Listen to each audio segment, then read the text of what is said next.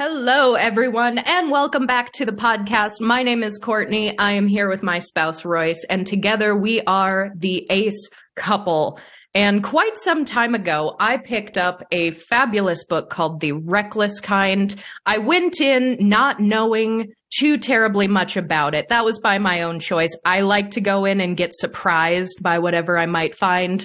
But it was recommended to me because I was told there is a disabled ace character. And if you have been a fan of the podcast for any amount of time, you know that is extremely up my alley. But I was very, very thrilled to find, in fact, that there were just so many other topics and themes that were so oddly hyper-specific to me that I had just such a fun time reading this book. And we are thrilled today to actually have the author with us here today. So please introduce yourself and then let's get into it. I'm so excited. Thank you so much. My name is Carly Heath. I'm the author of The Reckless Kind. I am a writer, artist, enthusiast of many things. And I'm so thrilled that you like my book, and I really appreciate you having me on here. Well, thank you so much for being here. I'm so excited for this conversation because I feel like we have just so many things we're going to be able to talk about here. But first and foremost, so to let you know, I read the book kind of 2-ish times. I actually listened on audiobook first, and then I purchased the physical copy because I wanted to make some notes about it to remind myself. But Royce has actually not read it yet, and I imagine there may be some of our listeners out here who haven't read it yet. So how would you describe your book? What's the elevator pitch? Okay, set in 1904, The Reckless Kind follows 3 queer teens who live in a rural Scandinavian village, and they defy the expectations of their little village in every possible way. They leave their homes, they go off on their own to the mountains, and eventually have to, in order to maintain their way of life, they have to defeat the town patriarch in the region's annual winter horse race. It's about love, it's about being true to yourself despite the oppressive town society situation. And it's about 3 friends, really 4 friends, because Fred's kind of in there too, who are all very, very different, with all very, very different forms of trauma, who cope with their trauma in very different ways. And despite the prickly edges that each brings to the situation, they tolerate, they appreciate, and they strive to be as supportive as possible to each other. And that really, really came through. And when you say that it's about love, what I especially appreciate about your book is that it's about different sorts of love also. It's not just one narrow definition of a romantic love, even though that is a bit present there too, is for a couple of the characters. Yeah, Asta is trying to struggle and find her way towards what she wants out of life. And you come to realize that what she wants is a queer platonic relationship. She really does. She says it pretty much in the first chapter, but she doesn't have the language to say it, but you can feel her yearning for a queer platonic relationship with Gunnar, who is this boy who she's had this really strong connection with since she was a small child. And Erland, who is the second point of view character. Asta's kind of like the main point of view, and then you get Erland's point of view throughout the book as well. Erland is romantically in love with Gunnar. But there's also the friendship, love affair, love story that develops between Asta and Erland as Asta and Erland become closer. And so there's Asta forming that platonic relationship with him, and then Asta forming another platonic relationship with Gunnar's brother, Fred, and then her love for the pig, who is her child, who is, oh yes, which the I pig. relate to completely because as someone who has farm animals and who loves animals.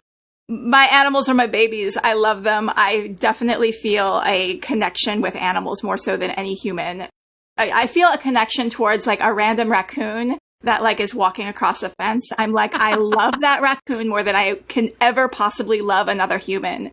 And I see it for like 2 seconds. And, but so that strong, intense love for an animal is also prominent in the book. Yes. Oh, Carly, you are speaking our language. First of all, farm animals, yes, love them.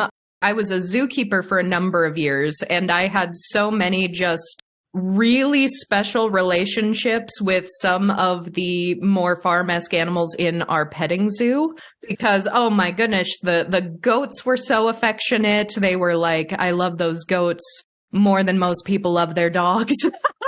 Someone's going to be fighting me on that. Yeah, but we have tons to talk about, you and I, because I have a flock of sheep. And I love sheep so much. Sheep are my favorite thing, but I also have wild animal experience. I fostered raccoons for a few years, and raccoons are like insane little humans. Insane's an ableist word. I'm so sorry that slipped out of my mouth. Apologies. But I love wild animals because they are just absolute, like, they're little celebrities of the forest. Whenever you see them, you feel like the paparazzi. You're like, oh, it is very exciting. That's a raccoon. Oh my god. You looked at me. Yes, we have like intimate relationships with the wild animals that live around our house because we feed our birds exceptionally well to the point where we will have families of birds who come to our house year after year after year. So we know that we're getting the same birds over and we're seeing them have new nests of babies, and that's just so fun. But so we pretty regularly get possums that just like hang out and like live under our deck for a while. So we're like, oh, there's our possum. I love them. Yes. It's interesting because every time we see animals and we feel that like intense connection to them, I can't help but think of the few people out there who are like, oh no, it's skunk. There's a skunk in my yard. There's a possum in my yard. It's like, what the heck is wrong with you? There's a skunk in your yard. That's you amazing. Have been blessed. You have been blessed. The skunk god came to you, And then they call the exterminator. It's like, what's wrong with you? Anyway, also capitalism ruined everything. Imagine before capitalism, we could just like go out into the forest and make friends with the animals. Yeah, and it is true. Actually, right now, this is a true story, a bit of a headache, but kind of an interesting one. We had at the start of this spring, a woodpecker was pecking a hole in the side of our house every single day. And we were like, well, you can't do that. You can't destroy our house. Please go find a tree. So we'd like knock on the wall to try to scare the woodpecker away. But the hole developed, and then a pair of invasive starlings found this hole and they saw an opportunity. So they tore the hole even bigger, started building a nest, and we were like, oh no, the siding of our house. So we need to reside our entire house now, but we're doing it after the babies are gone. So the babies just hatched like a week ago in the side of our wall in our house. And they're very loud, cheeping at us every single day. So cute. And this sort of love and respect for animals and this need to have a relationship with animals that isn't abusive in things like horse racing is a prominent theme in your book. So tell me about how you incorporated that into the book amongst all these other themes of queerness and disability. Yeah. It's one of those things that it's a lot of when I write, it's me. So it's not even something that I'm consciously about. It's just like when I'm writing me and my, personal thoughts and worldview and everything. So I am vegan and I have a rescue horse, and I'm very much against the mentality that you dominate and, force your animal or your horse to do your bidding. I'm much more into the spiritual, positive, like encouraging, nurturing sort of relationship that horse people form with their horses. And I'm very much a fan of basically the principle of horse training that really goes back to the days of Xenophon, like thousands of years ago, who is the original horse trainer who wrote on horsemanship, and he was trained by Plato. The idea is you basically just give rewards for when your horse does what you want it to do, and then you ignore if your horse is doing something that you don't want it to do. And everything is about your horse wants to be with you and work with you because you are a nice individual to be around, and it likes you, and that is the relationship that you're forming. And I think that carries over a lot towards every aspect of life. I'm not a child person. Personally, I tell people primates are not really my species that I get along with, but I am told that people who raise primates and children, that the best way is not by scolding them and not by criticizing them, but by being encouraging and validating their feelings and talking things through and rewarding positive behavior and ignoring negative behavior. So I think that whole idea comes across in all of my work, just being an encouraging, tolerant, nice person. Then your relationships will be better, your friendships will be better. You will then attract and connect with other people who have your positive mindset. And of course, then the negative, the Adamsons, which are like the family that is like your classic, very conservative, very authoritarian family who doesn't really care about anyone else. Those people, karma will eventually come to them. But I think it's really important for the positive vibe people to radiate their light, and then they'll attract their other positive vibe people. Yes, absolutely. And I didn't actually know that you also were vegan. We are too. So I'm just like adding more to my list of things that like really jived with me in this book and with you as the author.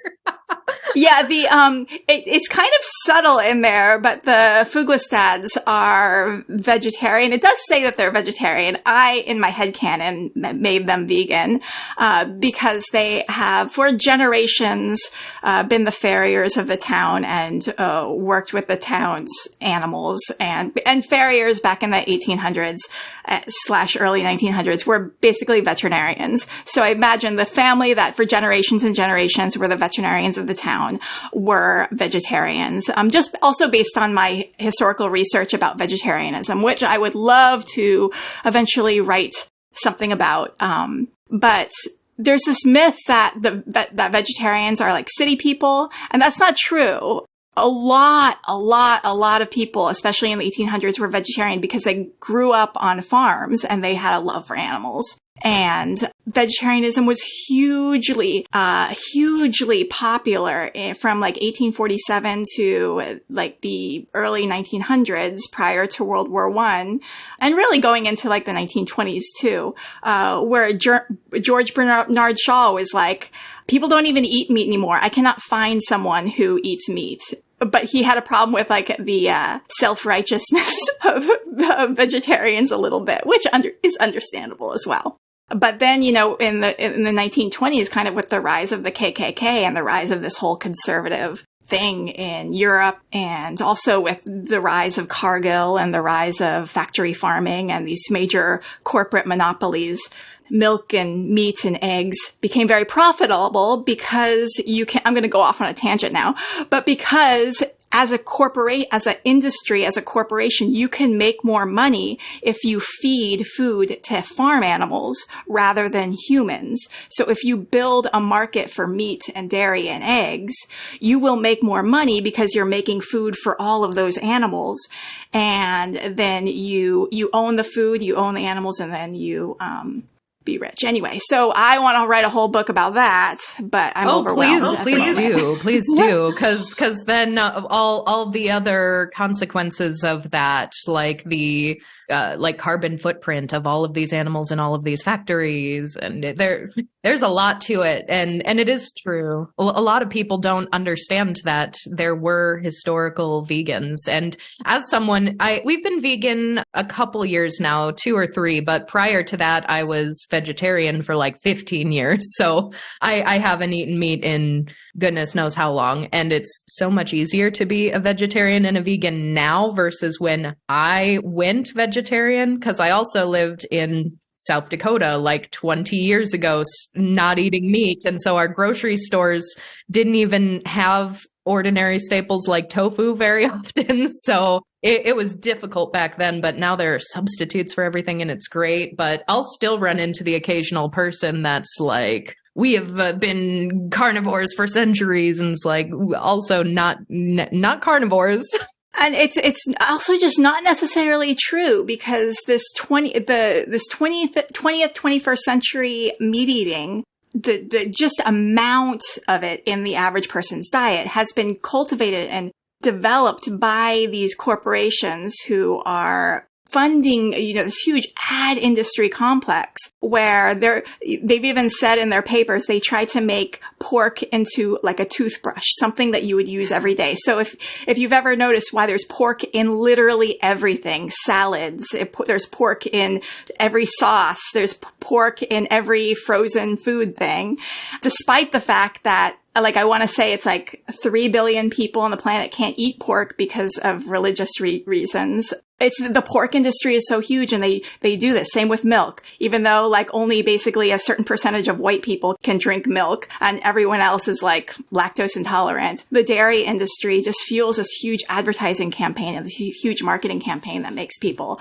puts milk in everything, schools from an early age, to get everyone addicted to milk and cheese. Oh my gosh, I'm going off topic here. No, this is great. I mean, I love the history of things like this. And you're right that pork gets into things that it shouldn't be in. And that was really hard to navigate nearly 20 years ago. A can of vegetable soup, turned around and read the ingredients. Pork. Why? Why is there pork grease in here?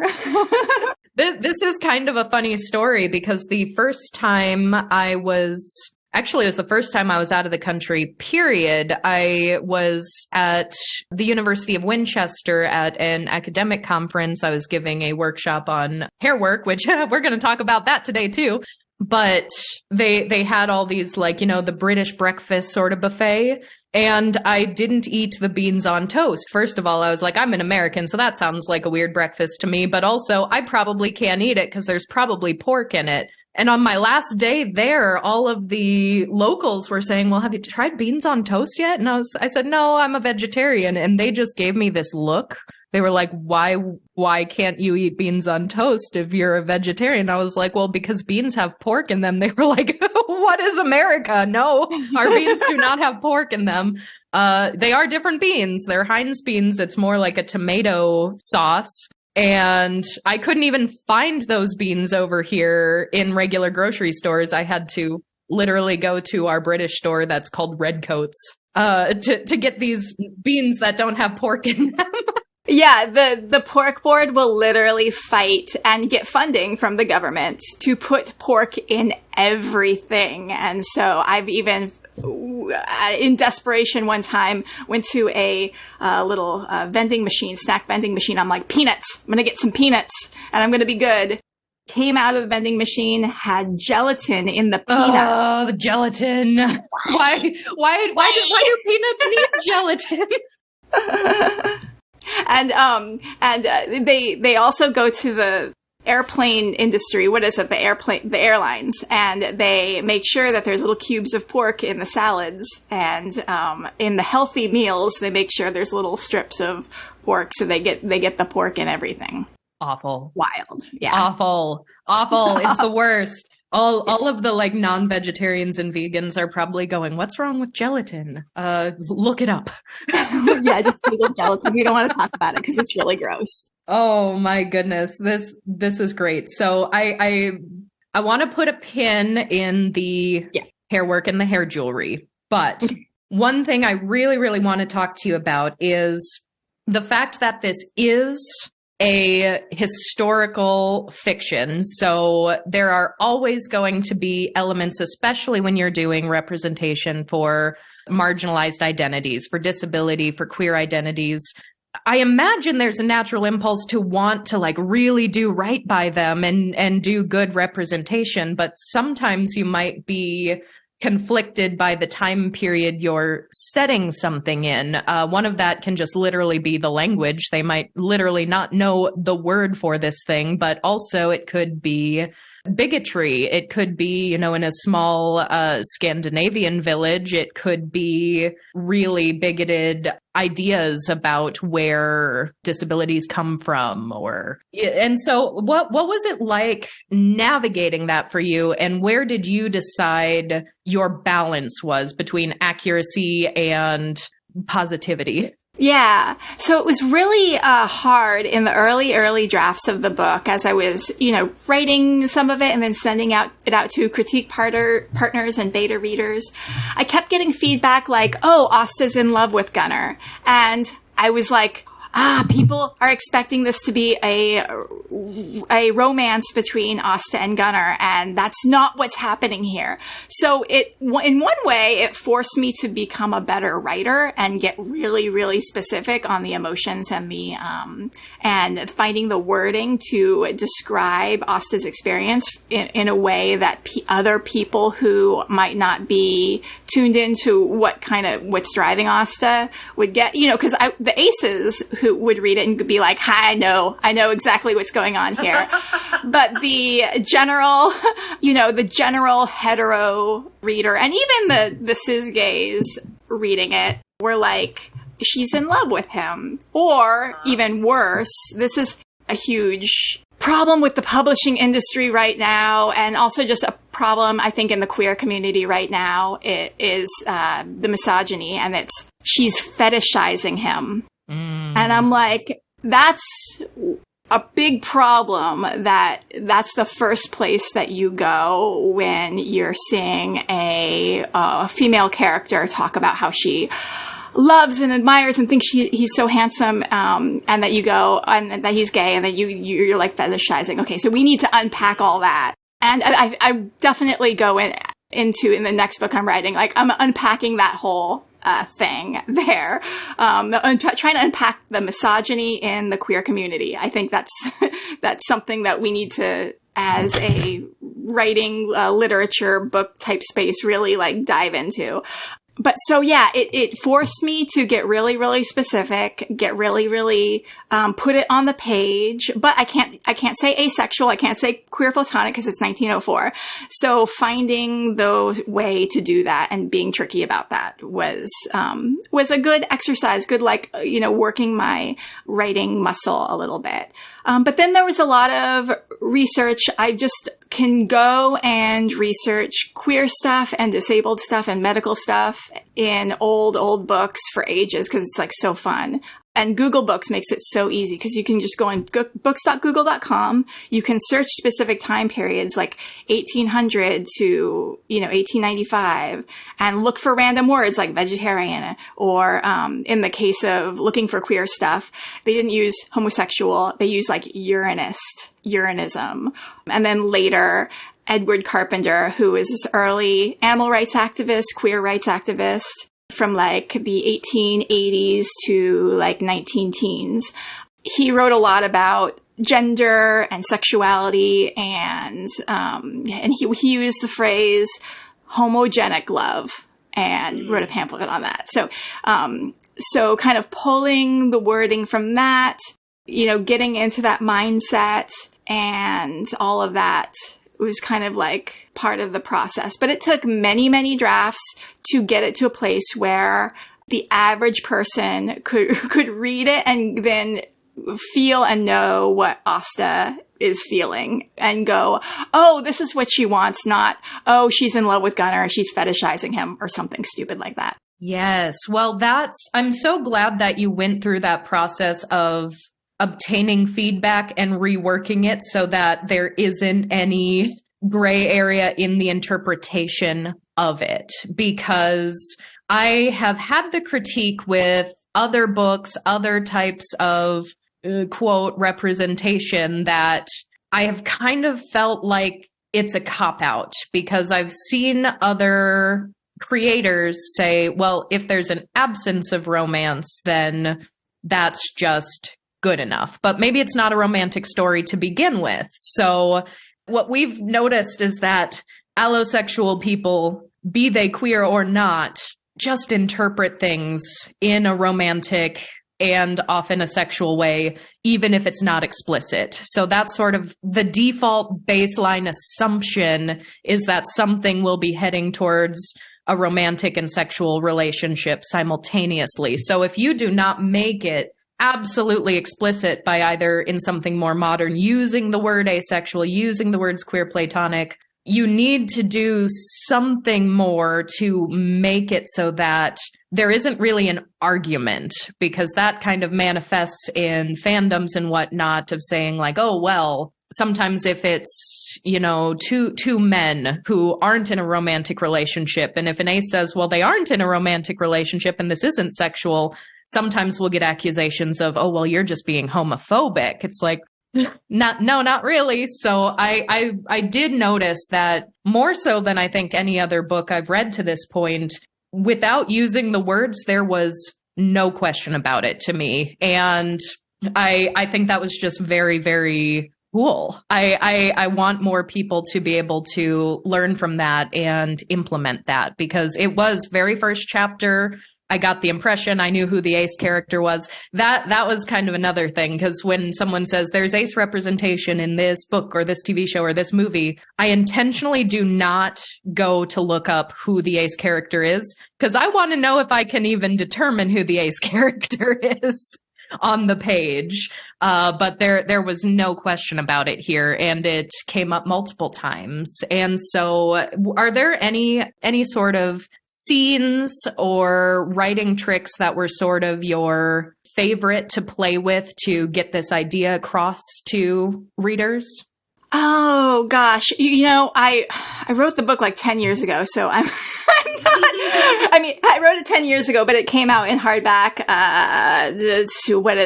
2 years ago, now. And so I'm like, oh gosh, you're asking me to remember things. But I will say that as someone who is ace, didn't realize I was ace for a long time. The experience of looking at someone and finding them beautiful, but in an aesthetic sense, as I am an artist, I want to draw them like, oh, or I could just, oh, look at that picture. That's like a gorgeous person. And then thinking in my head, oh, am I finding them beautiful, gorgeous because I'm like sexually attracted to them? I had just assumed that was what sexual attraction was. That if you look at a beautiful person, you find them beautiful. Oh, that's what that is. No, like unpacking the difference between aesthetic attraction and sexual attraction, which I realize I don't feel sexual attraction. I definitely feel aesthetic attraction. And like friendship, gosh, I would have like avoided so many problems in my life if I interpreted friendship as friendship. That's just what it is. And like that friendship was validated instead of like, oh, I like that person as a friend. I enjoy being around them.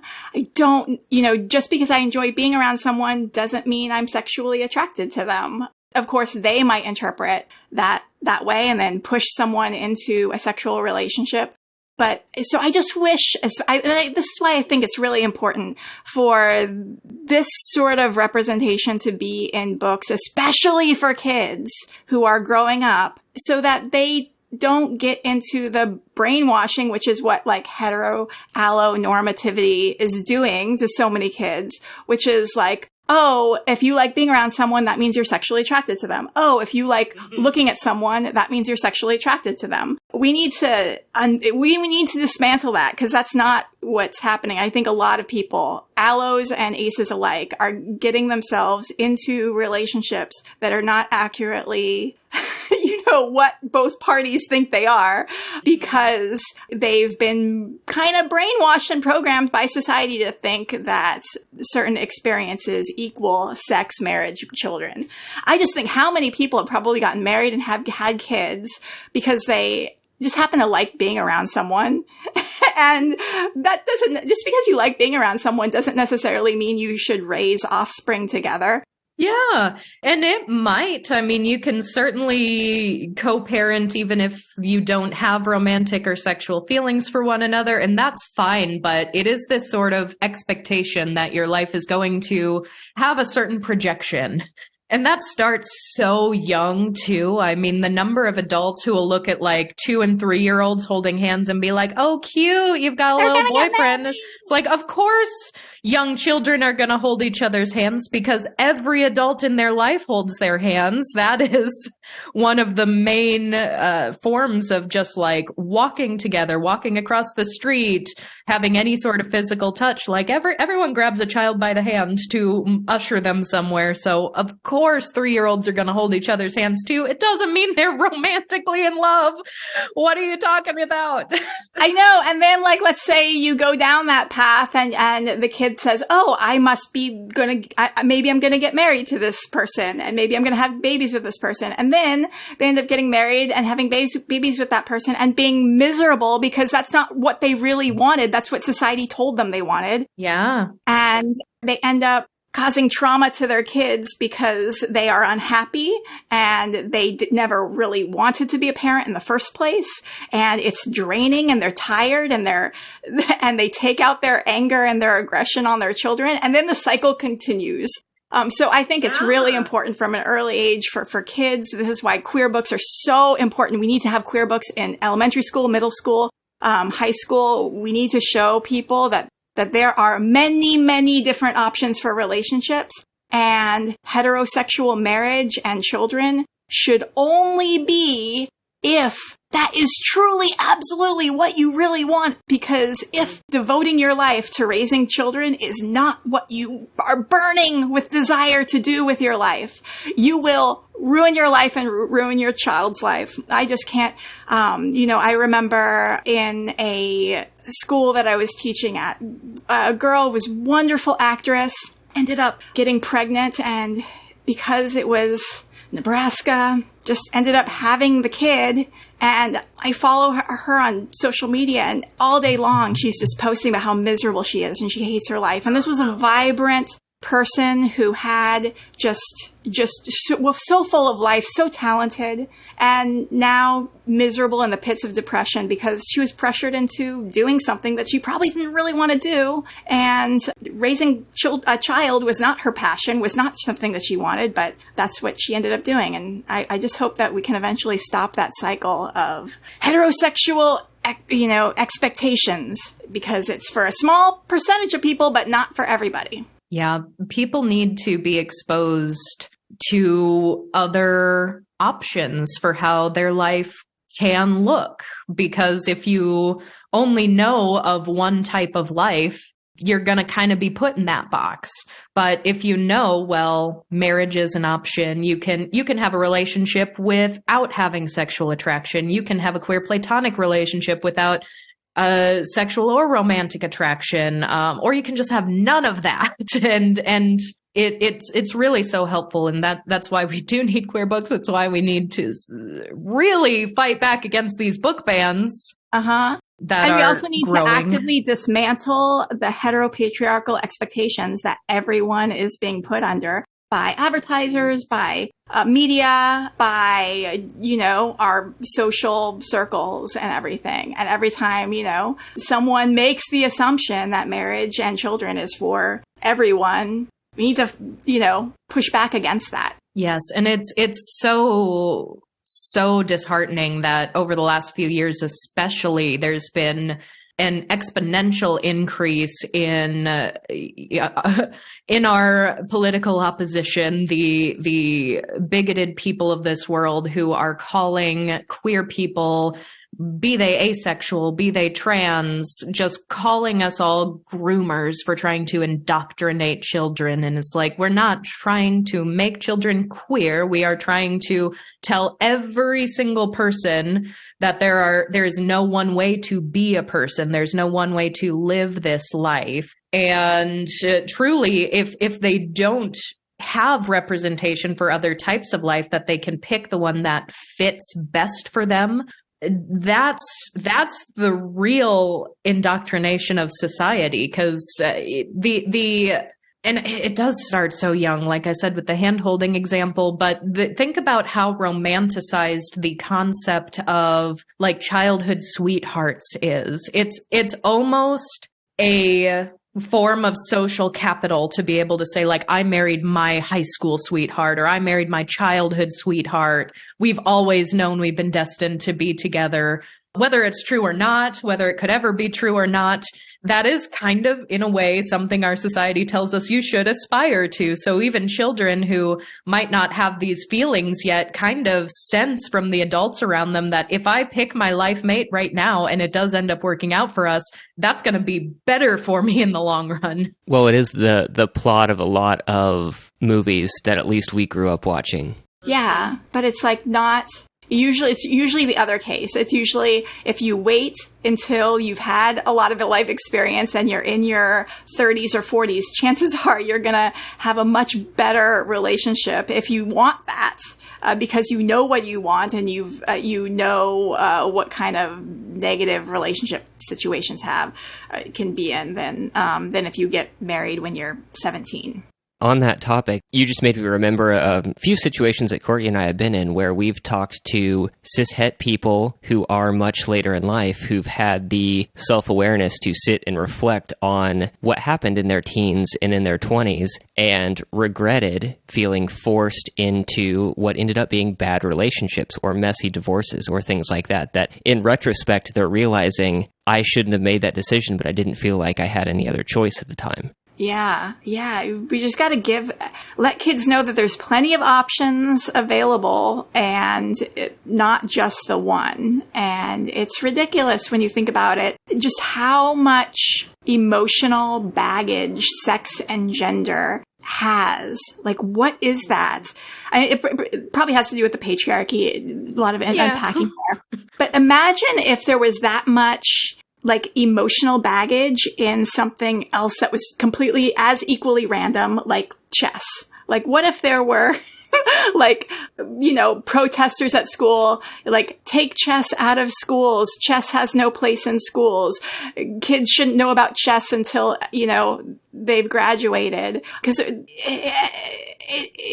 anyway, I'm probably making a bad metaphor, but it's like there's just a lot of emotional baggage around. We must promote this narrow type of life. And why is that? Maybe because people want to feel validated by their own choices, and they don't want. And whenever someone says, "Oh, actually, you could live another way. Oh, actually, you don't have to be one gender. Oh, you don't have to be the gender you were born into," they're like, "Wait a minute, this is making me question everything that I've always felt validated about. I've always, performed, my feminine identity really well. I've always performed my masculine identity really well. You're saying that's not valuable? Then, my whole identity is crushed."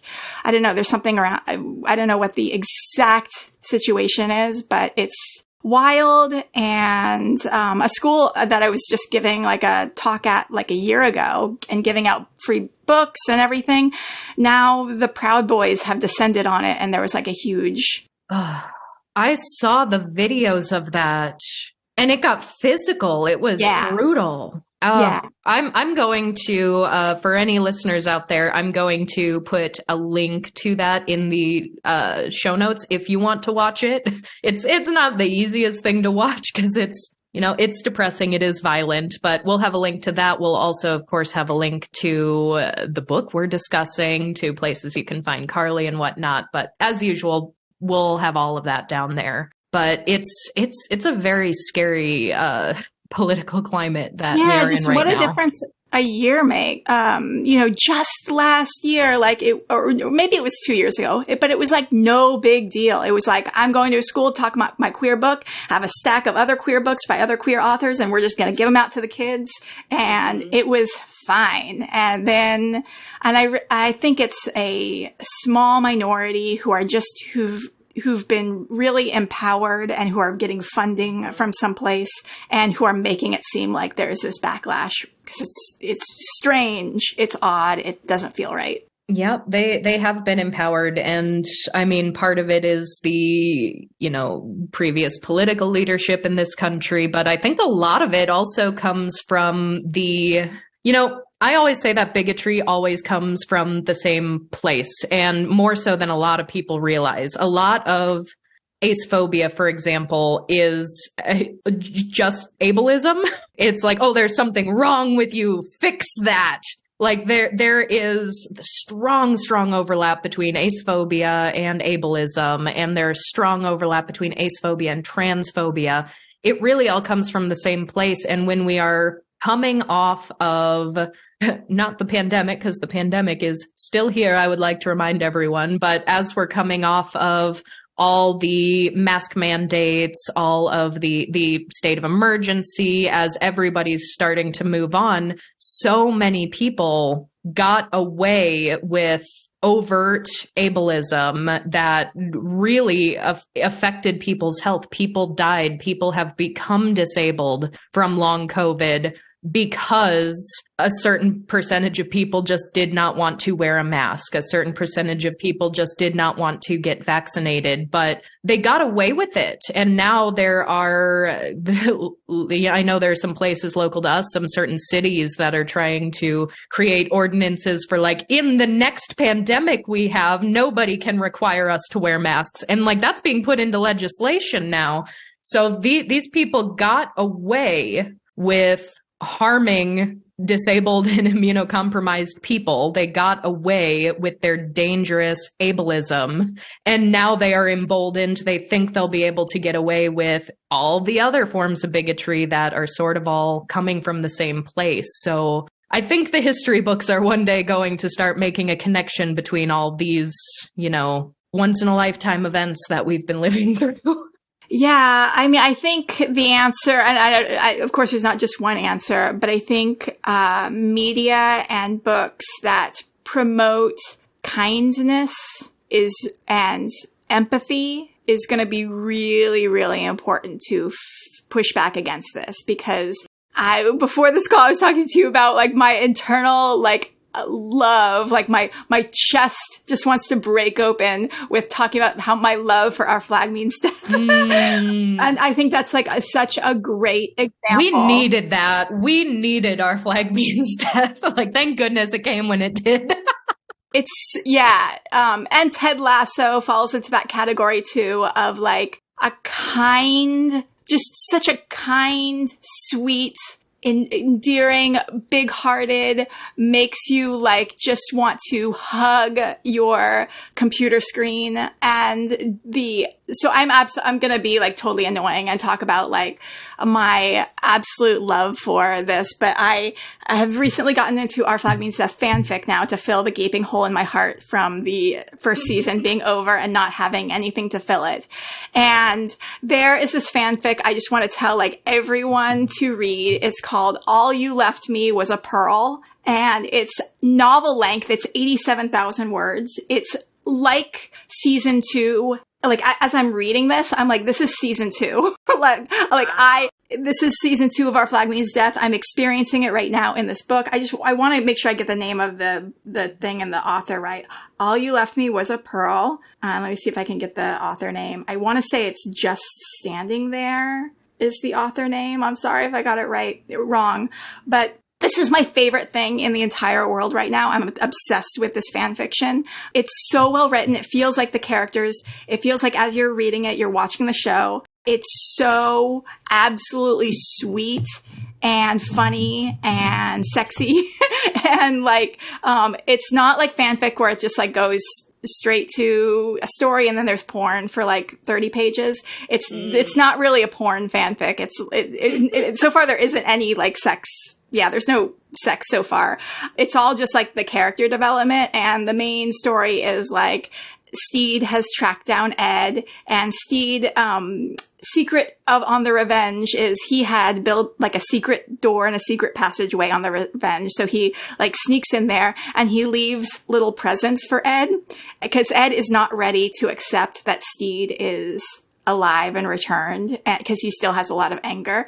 So it's just like he's leaving little presents for him. And then I kind of finally got to the part where they're like had a conversation and they're like kind of starting to make amends. And anyway, my heart, like every time I'm reading this, it feels like it's like a ray of light expanding inside my chest. It's so sweet. I love it. Oh my gosh. We'll pop a link in the show notes to that too. Absolutely. I mean, now I want to read it. And yes, it's my favorite thing right now. I have not read a lot of fan fiction, a couple things here and there, but I am always so worried that, you know, I am on the side of the A spectrum that I skew very much sex repulse. So if I just get like hit in the face all of a sudden with like a huge porn scene, like I'm worried about that in fan fiction. So if I read it, I always want to make sure it's one that doesn't go in that direction. Perfectly fine for the folks that do like that, but I'm not that kind of reader myself. Yeah, I'm 99, I'm only partway through this one. I'm 99% sure this one is probably not going to have like a sex scene in it. It seems like if they do it, it's going to be like the variety of sex scene that would be on the show, which is kind of like I imagine if there was ever sex on Our Flag Means Death, it would be kind of a fade to black sort of situation, or like it would not be very explicit. Right. But so that's kind of, it feels like the show, just everything about it feels, the characterization, the dialogue, the way everything is worded and very funny. And it like just has the same amount of jokes as the show, where it's constantly like joke, sweet, endearing scene. I think, someone described the show in this perfect way, which is like, it's plotted like a sitcom and the jokes are absolutely ridiculous, but then the character development is like a drama. And that's why the show is so good. Mm-hmm. Yeah, it's got a lot of heart. It really does. So, I want to read that fan fiction now, but I also want to go back and watch the first season again.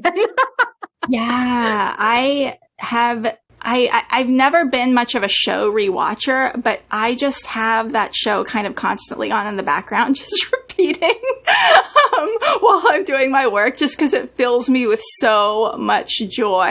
Mm-hmm. You know, shortly after the first season wrapped, if I can find this article, it's been some time now, so if I can find it, I'll put it in the show notes as well, but someone wrote an op-ed making the case for having Blackbeard be asexual and having that be a plot point in the second season. And I thought it was very interesting. I thought that would be like, this is such a widely beloved queer show that I think having an ace character, one who is a main character like Blackbeard, could be so very cool. And I've been very pleased with the other types of representation. They've had the gay representation, the non-binary representation, has all been done very, very well, in my opinion. So I thought that would be very cool. I shared it on our Twitter when I read that article. But the number of hate comments from people saying that it would be homophobic if he's asexual, and how dare we aces try to take away their gay representation. It's like, you can be gay and ace at the same time.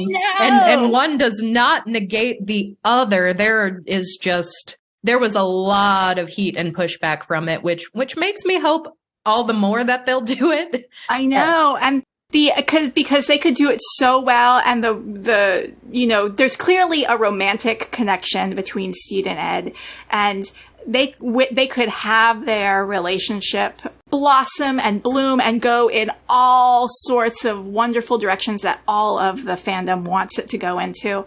And Ed could be Ace, and then people would be like, oh, Ace isn't just Sherlock. I don't know. I'm thinking of this terrible Ace. Yeah. Well, it would be so interesting for his character as well, which is very much in line with the conversation that we were having about the societal expectations. And really it's the compulsory sexuality that everyone grows up thinking that they must have a sexuality, usually heterosexuality, but sometimes it's like heterosexual or homosexual, pick between the two because those are the only two options, which we know is not true. But with Blackbeard, you have this character who immediately, when we're introduced to him, society has this expectation that he is this, force to be reckoned with. He is this big, scary, frightening, like very mythologized person.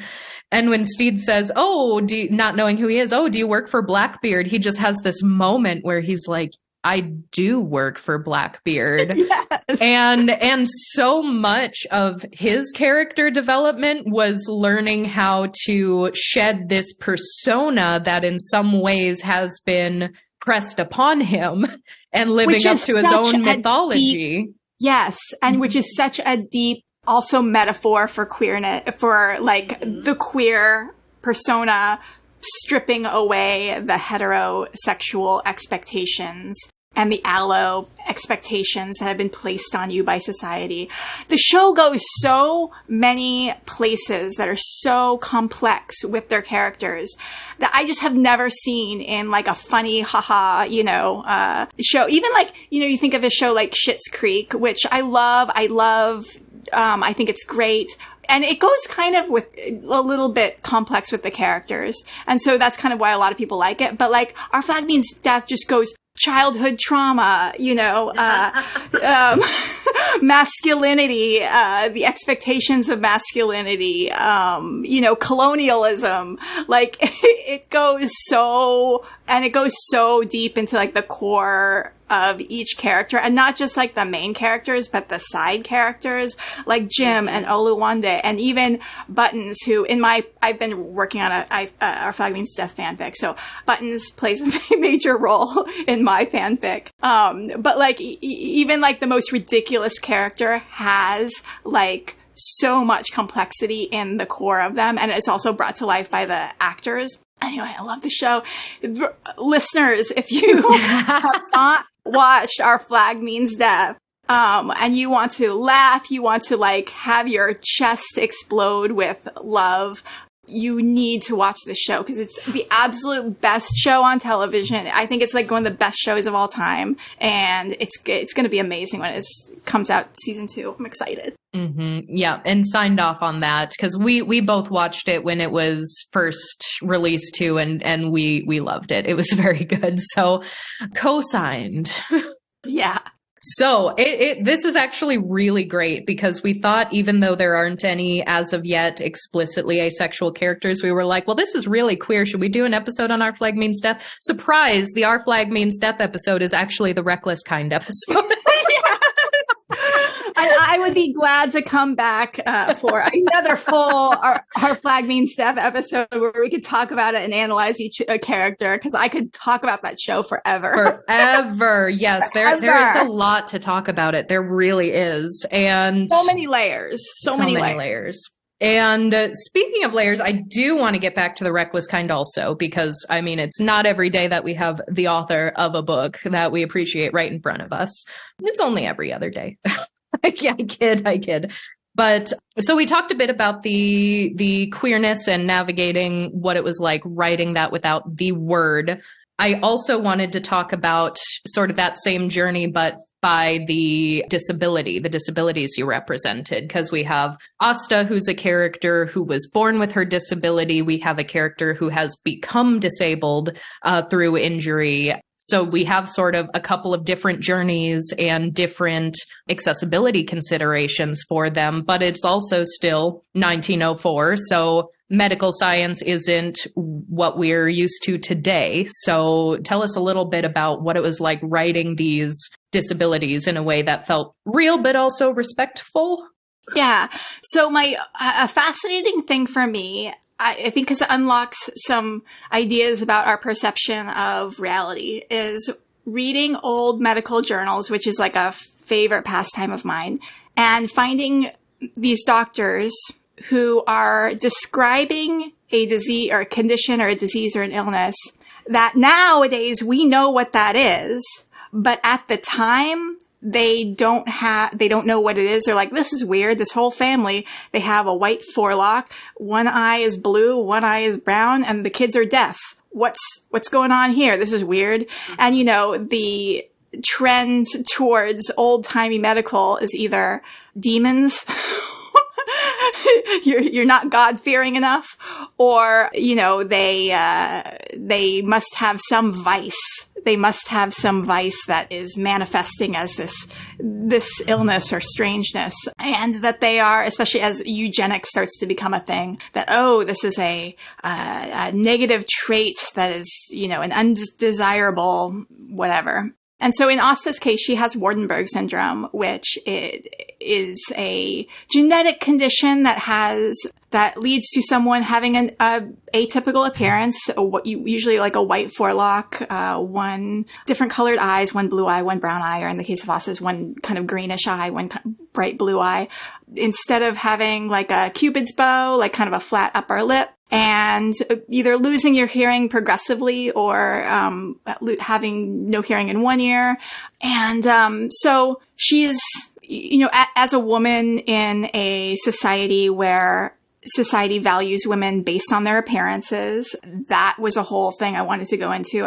The idea of women being receptive has always been a little thing I wanted to push back on in literature. And so receptivity in the form of hearing, not being able to hear. Oh, I think there's something extremely feminist about a woman who's deaf. I don't know. Like, there's something very like gendery that I want to explore about a woman who cannot hear, because, you know, men like to say things and men like to give their opinions. And so I love the idea of like a woman not being able to to hear their, you know, a man's, you know, a thought. So that's something, there's something delightful about that. I don't know. I'm also hard of hearing like Asta. Gosh, like I haven't worn hearing aids in like a while just because I don't care anymore. Fine, whatever. I can't hear. I don't care. Talk louder if it's really important to you. So that is a whole thing I like to explore. The whole idea of a woman not looking the way that's desirable is a thing that I like to explore. So her betrothed Niels tells her that she should be grateful that he has chosen her. He wants to marry her. And she feels a certain way about that. And she doesn't know initially how to describe how she feels about that, but she's definitely inside herself feeling a certain way about the idea of gratitude for this guy, because it's not doing a thing for her. And so, pushing back against all that, pushing back against you should look a certain way, you should get married, you should be grateful that someone has chosen you. She dyes her hair in a way that doesn't hide her strange hair forelock, but emphasizes it more. And so that was her kind of like little moment of, you know what, fuck society, that sort of thing.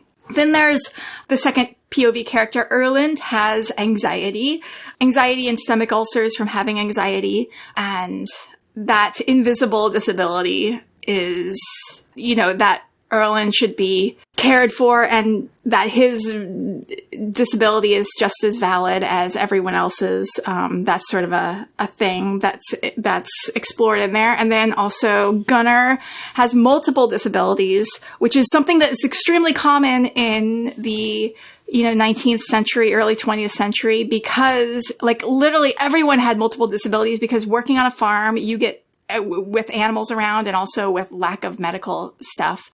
So many people were disabled at various points in their life. And it's wild to me that even in old-timey literature, just disabilities are not really covered in characters, other than like either they get magically healed or they die. And it's like a lesson of some sort. So I wanted to explore, like, no, people have multiple disabilities.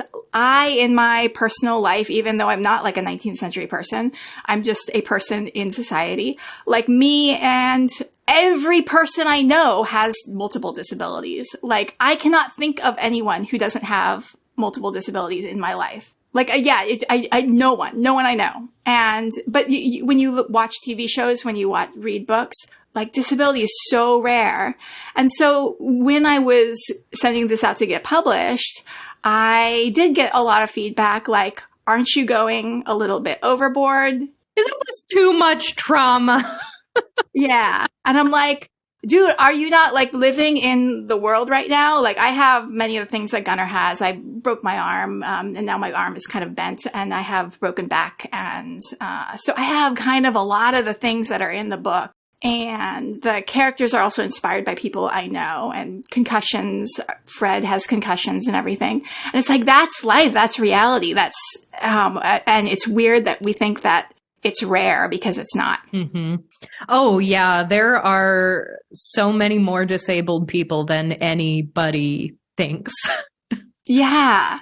And also there's people don't label themselves. And I struggle with this too, because I struggle with labeling myself disabled. But like when I think about it, there's so many things. Like I have, a kind of lingering post-concussion thing. So, just taking the driver's test was hard because there was someone like talking behind me, and I realized, oh wow, since my concussion, I cannot write and have noise at the same time because I cannot focus on like answering this driver's test question because there's noise in the background. And I wear hearing aids, so I'm not going to be able to. Oh, I had this situation actually happen at a conference where they had like this author meet and greet thing at these different tables. And prior to the conference, I let them know I'm hearing impaired. And they're like, oh, do you want a sign language interpreter? And I'm like, that will not be useful for me, because I do not know sign language, and I'll wear my hearing aids. And they're like, hey, like, hey, can you have like captions around or something? They're like, no, it's not going to really work like that. It's going to be at like tables. And so I went into the conference hall, and there's like 80 people in this very loud, echoey conference hall, and we're all at like little tables, and there's like 5 people at like each table, and we're supposed to like talk to the people at the tables, and all at the same time. And I'm like, I have no idea what's going on right now. I hear noise and no words, and I'm not able to do this. And but that's just kind of like an example of like, no one would think, oh, we're just going to have like this huge like author meet and greet thing for educators, room of like 80 people, and we're just going to assume everyone can hear and process this. And so I think the world is by default kind of ableist. Not kind of, but very. Yeah.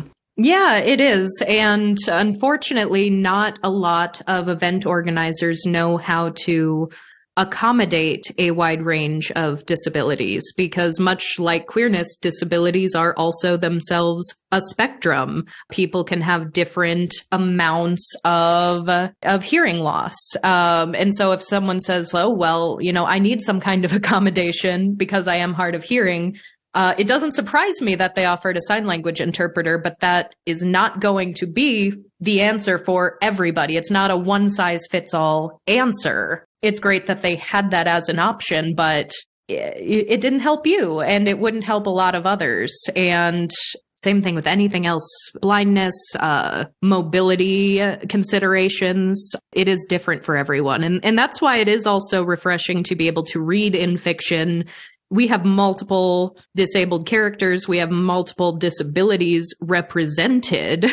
So it's not just sort of the one token character that this is our disabled character, and they can always 100% be taken care of in this one specific way, and then they're good. Yeah, and I think this is like my plea and my call out to other authors and creators is like, it also, when you put multiple disabled characters in your story in a way that represents reality, it allows you to show the disabled character who's messy, with, like, Gunnar is very messy about his emotions. He is not a, what's the word? People like their clean characters who are nice and good in spite of everything, but you have to let your characters be messy sometimes too. And you have to, so you have to show those different experiences and coping mechanisms, and it frees you up when you make your worlds representative of the real world as far as diversity goes, because then you can go lots of different places emotionally. Yeah, and same is true for any type of marginalized identity, disability, queerness, race. If you only have one character represented from a minority community, then of course people are going to be upset if that one character is the bad guy. Yes. Or if that one character is annoying and nobody likes them. But, disabled people have character flaws, queer people have character flaws, and sometimes those character flaws are needed for really impactful character development in the long run too, which further fosters empathy. So I was also going to say, if that one character has their label but not their experience, or their experience but not their label. Your mention of the conference reminded me, like, I don't have any physical disabilities to speak of, but the way that whatever combination of neurodivergence I have manifests. There are also times that I've been in conferences, which conferences are often in a large, high-ceilinged room with awful, noise cancellation. It's just a bad place to gather a lot of people. I don't know why it's done. It's just the place we decided to have lots of people. And I struggle with hearing as well, but it's kind of from I guess this is more of a processing than a hearing thing from what you were describing, but similar circumstance from a different place, because sometimes, particularly when my anxiety is high, my hearing elevates to the point where I could hear a loose light bulb in our house yelling. But the end effect is the same, is that I can't really participate in this space because I can't process the conversation that's happening right in front of me. Yeah, it's so weird that that, conventions like Comic-Con and WonderCon tend to draw the neurodivergent crowd, but that is literally the worst place for us. Like the lights and the noise and the crowds and the ideal, at least for my thing, it would be small rooms, small quiet rooms where 7 people could gather and talk about a thing. If there's ever a small room Comic-Con or a small room fandom thing, sign me up. Yeah, and I do think there are more events that are starting to get more aware of accessibility accommodations. I have heard of some events that will bring on an accessibility coordinator, and if it is an environment with a lot of people, a lot of noise, they might designate a sort of quiet area or a low light area, scent-free areas, places for sensory stimulation with the fidget toys and weighted blankets. And those are all so necessary for probably a lot more people than anybody realizes. So I just want more accommodations for more people. And a microphone for every speaker. Please. I just can't tell you how many conventions I've been to where I'm on a panel and I'm I cannot hear the person who is asking these questions. I'm going to pretend like I know what they're saying. Oh, no. And then questions from the audience, and I'm I need someone to tell me what that audience member just said, because I have no idea. I'm just going to pretend I know. Oh, goodness. Yeah, so accessibility, and that goes for virtual events too. Virtual events and in-person events, they all have their own considerations. I am always in favor, if you are an event planner of any kind listening to this, I am in favor of hiring a disabled person who is educated on a variety of accessibility accommodations, and have them not only advise you every step of the way from the very beginning. You can't bring them on at the end and say, fix what we didn't think about, because there's not time for that. They are going to try to overhaul things that you have done that you didn't consider, and you're going to get annoyed at them because you did all this work for nothing. Bring them on from day one.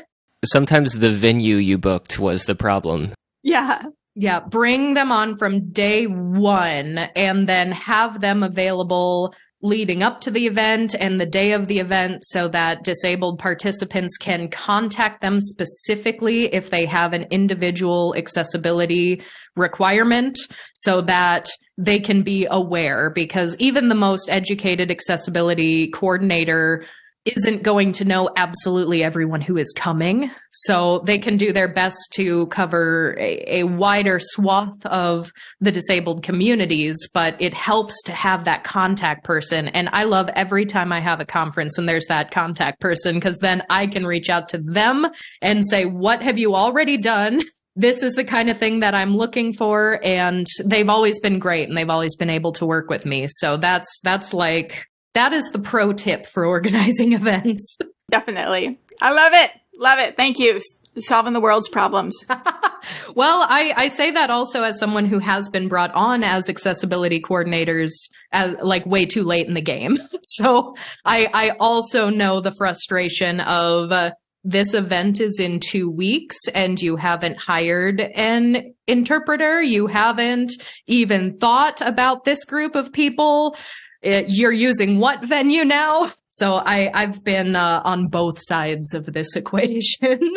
And similarly for authors and creators, sensitivity readers, I use and hire them when I'm writing, are fantastic. And there's many you can find just by going on Twitter and doing a little search for sensitivity readers.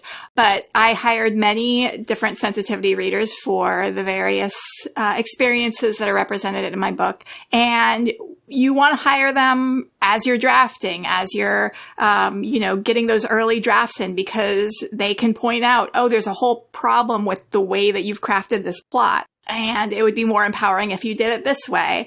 You don't want to just pull, after you've finished all of your edits with your publisher, then you bring in a sensitivity reader at the end and they're like, hey, actually, so your whole plot is around curing the wheelchair character, using character, so that they can walk again. That is a problem.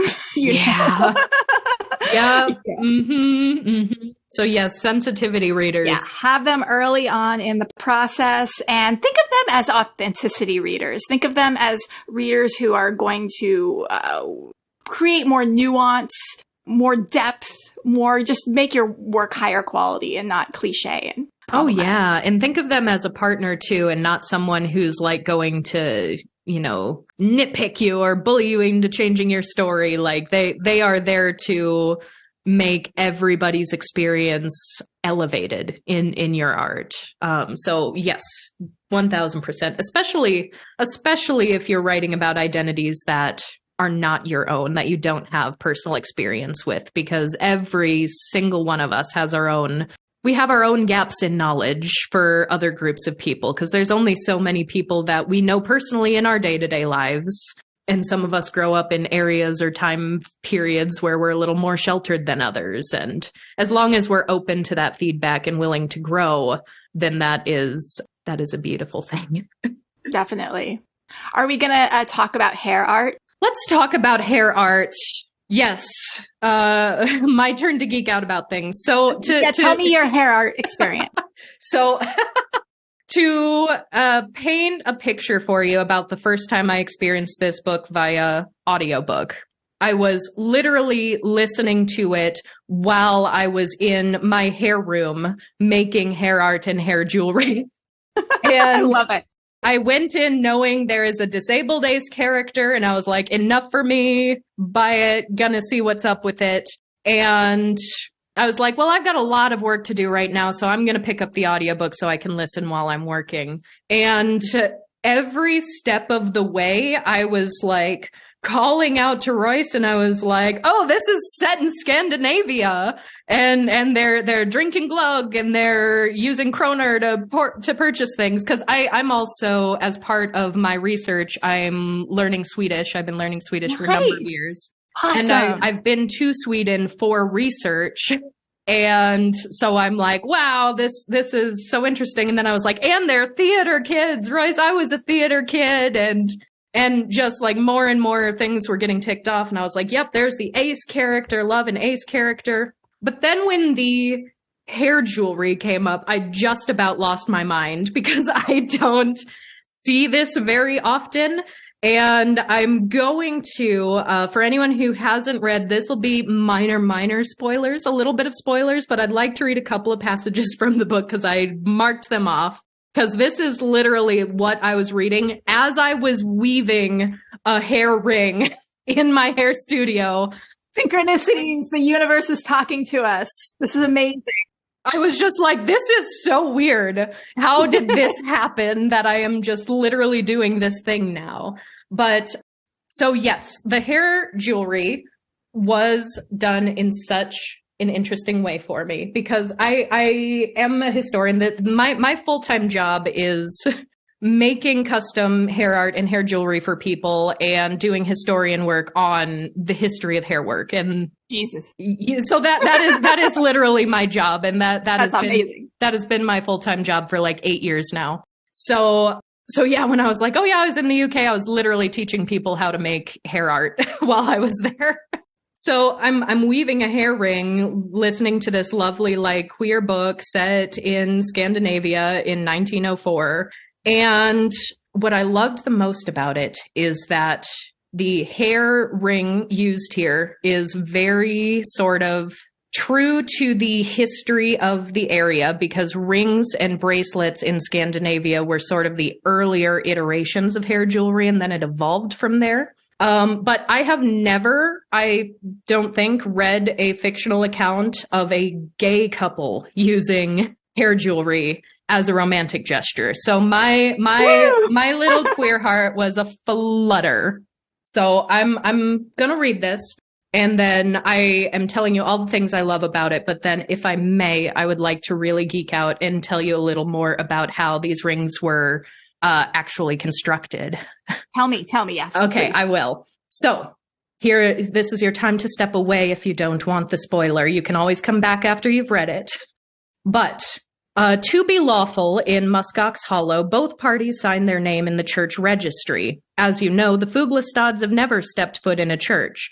Sigrid joined our family with an old custom. Papa Fuglastad held up his massive hand and showed us the dark brown braid around his finger, a lock of each other's hair. Erland gasped, "Holy hell, so if Fuglastad and I wear each other's hair around our fingers will be perfectly lawful?"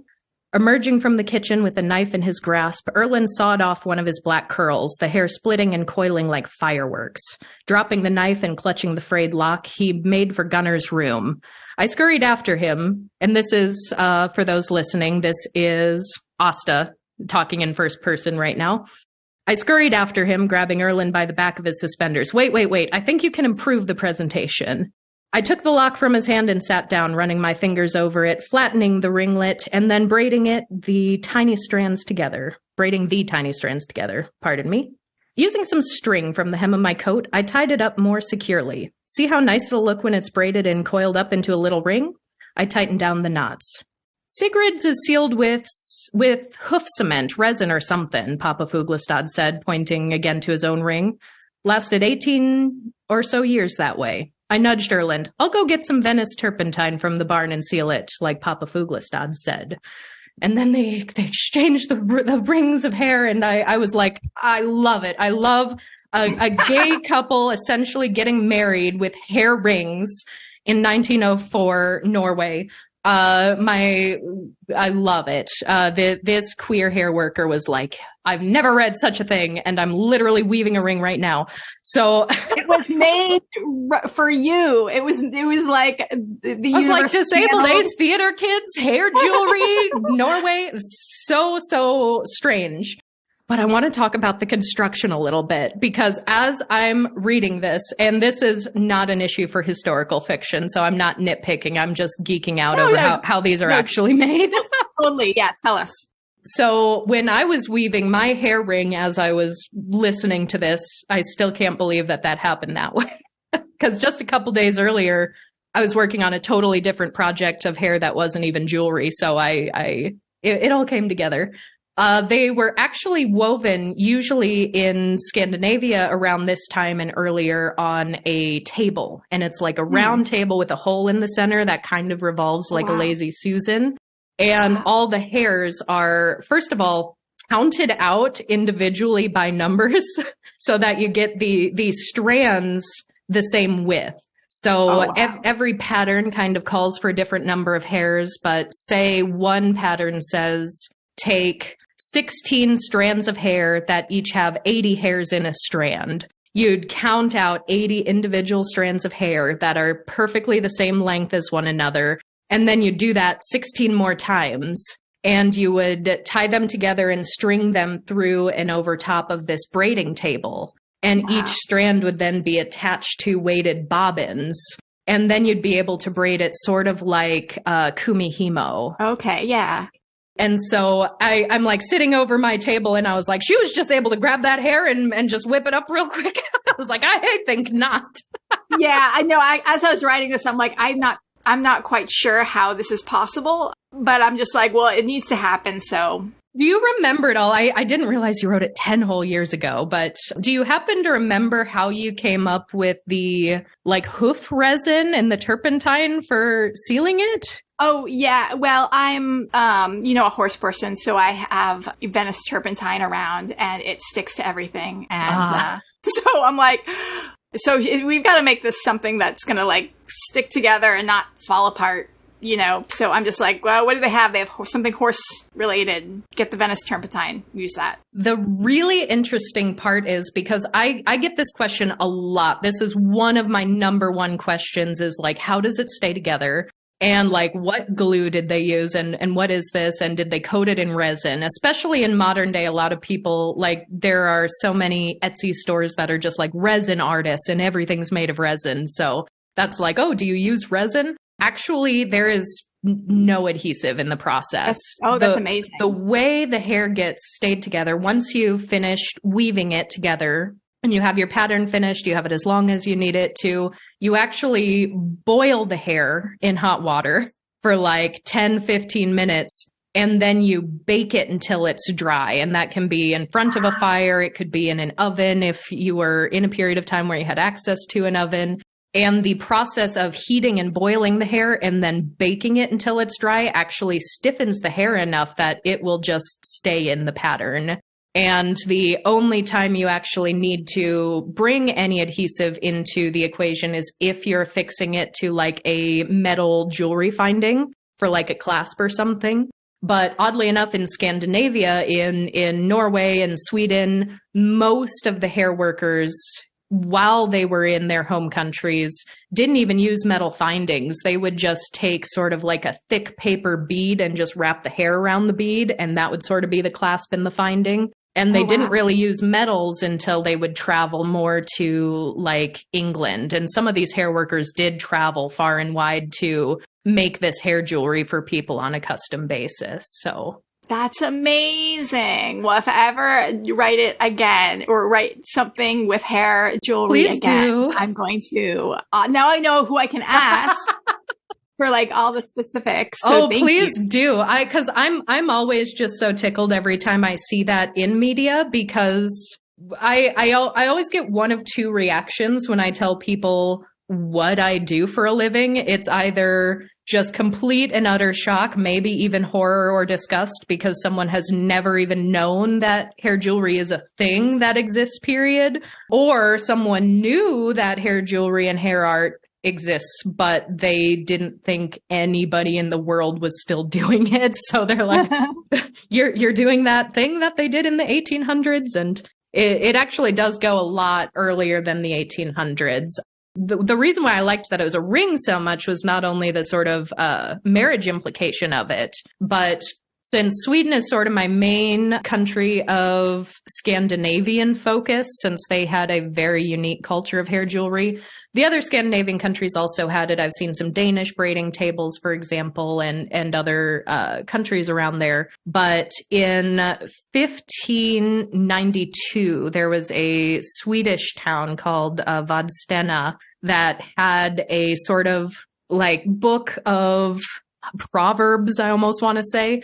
And in Swedish at that time, they said, armband och ringar av hår förökar kärleken, which means bracelets and rings of hair increase love.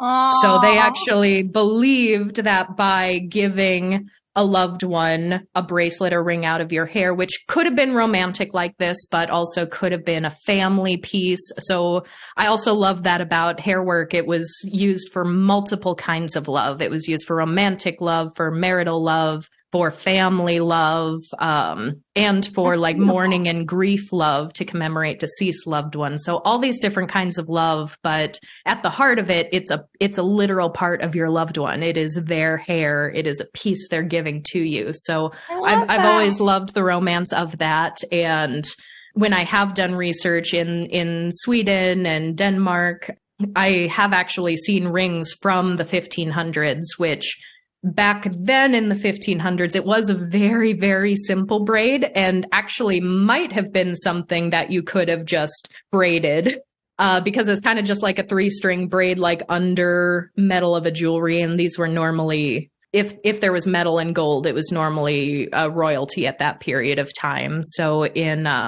Rosenborg Castle in Copenhagen, you can see some of these really old rings. But by the time the 1800s rolled around, these patterns were so intricate. They were things that you can't just do by hand. They are highly, highly skilled, like workers who would even travel and make things for Queen Victoria, and just like wild, wild history that I love so much. And so anytime I see something like that in fiction that's at least getting to like the emotional heart of it, is so, so cool to me, because I want more people to know about it. And sometimes people who have never heard of this, I have to kind of, when they're saying like, well, why do you make things out of hair? I have to kind of find the emotional tick for them. So I can be like, oh, it can be to commemorate a deceased loved one. And if they shudder like, oh, that's creepy and morbid, I'm like, okay, it's like giving your loved one a lock of your hair, and sometimes they'll be like, yeah, that's still kind of weird. Then I have to take it like even more like traditional aloe, because then I'm like, baby's first haircut, and then usually that's the last one I go to. But then everyone's like, oh, okay, yeah, I get it now. Oh my God. But I just, as you're talking, I'm like getting so many ideas. So I feel free, universe, listening to this, to steal some of these. But like it would just make such a nice, like, historical fiction story of like a hair worker traveling around, and the little stories of like the different people that they are making hair for. But then I'm also thinking of like Our Flag Means Death fanfic, and I'm like, Ed needs to make some hair jewelry for Steve. Yes. When they get married. Oh my God. I would like to think that as like a former gentleman, he'll have like the whole like professional hair worker make a very intricate piece of hair work to give to Blackbeard, and then Blackbeard, who's just been this gruffer pirate, is just like rough, like cuts off a piece of his beard and just like hands it over sloppily. Like that's beautiful. That's brilliant. I love that, and I want to see more of that. I think it's so cool. This is our call out. This is our prompt for the Our Flag Means Death fandom. Please write some fan fiction involving Ed giving hair jewelry to Steed and vice versa. Yes, I love it. Well, and the thing is too, because this, in your book, another facet of this that just had my heart feeling so warm was the fact that Asta, this asexual, but, very, very important person in their life, this queer platonic partner, is like the one who is braiding the hair for them to exchange so that they can be seen as an established, like, legitimate couple, is so cool to me, because that's kind of the equivalent of having like your queer platonic partner like go online and become an ordained minister to like marry you today, which, if we got married in a more traditional route, that was the plan. That was what we would have done, because I had a queer platonic relationship, and she's essentially the reason why Royce and I met. That's amazing. And we live in Kansas, and common law marriage is just as legal as any other marriage. So one day we were just like, we're married, and it was legally so. And if we had to go through the actual minister thing, that would have been what we did. So I was like, oh, this is like the 1904 version of that. Aww. I love it. So wholesome. Love it. It's so cool. So yeah, and then I was like, Royce, I know I've been coming to you about all these things that apply to me in this book that I study or I like or appreciate, but you'll never guess what. I made a hair ring. Yay. I'm so glad that, hearing this it warms my heart, because it does, it reminds me that for whatever reason, an author feels compelled to devote a huge portion of their life to the story. And I'm obsessed with the story. I'm going to work on it for years and years and years and years, and then goes out there. Mm-hmm. And you're you're going to get some people who are didn't do anything for me. And then but you also hear from other people who are this is precisely the variety of weirdness that I needed in my life. And I wanted, and this did a huge thing for me. Thank you. And so it reminds me that everyone, whenever if you're a creator out there and you're wondering, I'm obsessed with this thing, and will anyone else out there be as obsessed with the thing, or will they value this thing that I've been working on for so long? You will find someone out there. Yeah. And it is so interesting how that works out. 'Cause I'm sure there were probably a couple of people who read that passage and were like, ew, a ring made out of hair, because, oh, trust me, I've gotten that reaction from my literal hair work many a time. So I'm sure there were people having that. But then you had me who was literally braiding a hair ring as I was listening to the audiobook. So that could not have been more perfect. It was so interesting. And I found that there have been a couple of books that have just been so weirdly niche, but have fit me. I've led a very versatile life, because I had this hair jewelry one, and I was a theater kid, and the disability and the ACE rep. But I also read, actually pretty close to back with The Reckless Kind, I also read One for All by Lily. Oh yeah, Lily, yeah. And that was interesting for me because, talk about people who have multiple disabilities. I also have POTS. My POTS is likely a comorbidity of Ehlers-Danlos syndrome, and kind of connected to all these other things I have. But I was also a fencer, and I do also... That's amazing. I do literally only wear floor-length gowns, and I have fenced in period dresses like that as someone who has POTS. And I was like, what is it with these books that I've read lately? Why are they so hyper-specific to me? Do you want to have Lily on the show? I'm friends with her. I'll message her and tell her to come on your show if you want. Yeah, the one for all, actually, One for All and The Reckless Kind have both been on our master list of episodes we eventually want to get to. And we haven't recorded One for All yet. So that would actually be really cool. So listeners, stay tuned.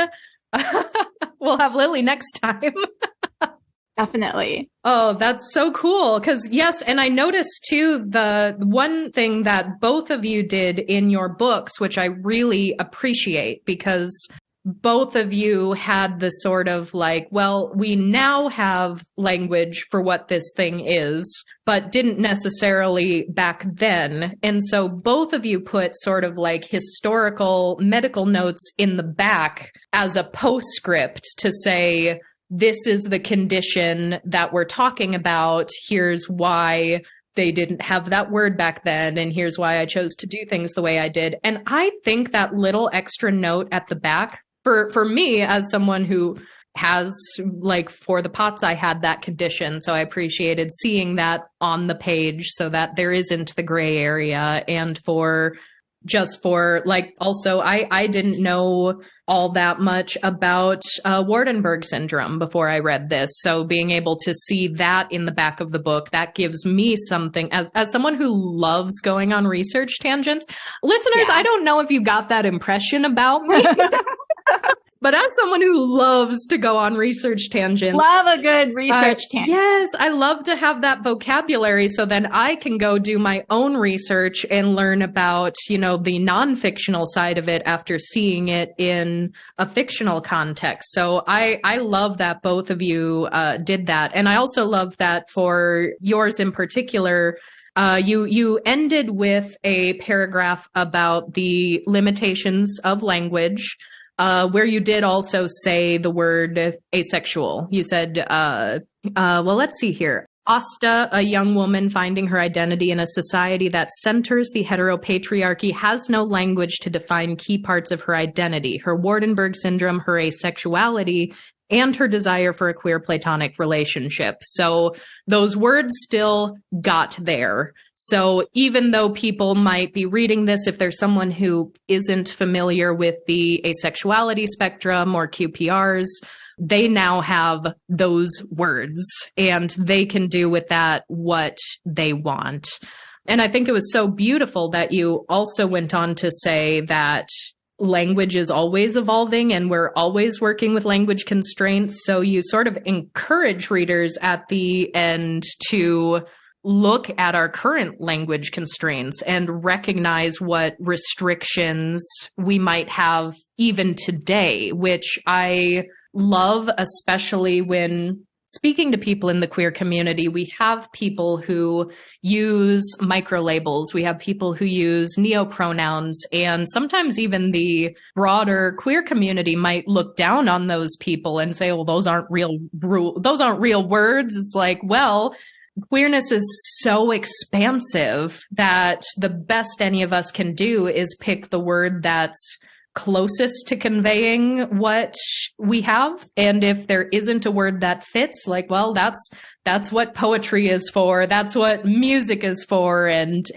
dance and performance. And that's how we get so many other types of art. But actual like textbook, dictionary, language, and vocabulary is also very important, because some people never know that they're asexual until they hear that word, and then they say, wait a minute, that word, let's investigate that. Yeah, so many of the kids in science class, when they learn about asexual reproduction, they're like, wait a minute, it's me. Wait just a hot second. So yeah, I thought that was a beautiful note to end on, because that's something that I'm always thinking of too, because even though the word asexual is not a new word, and there are people who have been using it for longer than we've even had our online ace communities, there are still some people who haven't heard it. There are some people that don't understand it very well, and there are even more specific labels under the ace umbrella that I would dare to say the average person knows nothing about, and they can still be very valuable. Helpful. Mm-hmm. It's so helpful to know are you aromantic? Are you pro-romantic? Are you pan-romantic? Are you demi? Mm-hmm. Right? Like, have all these words.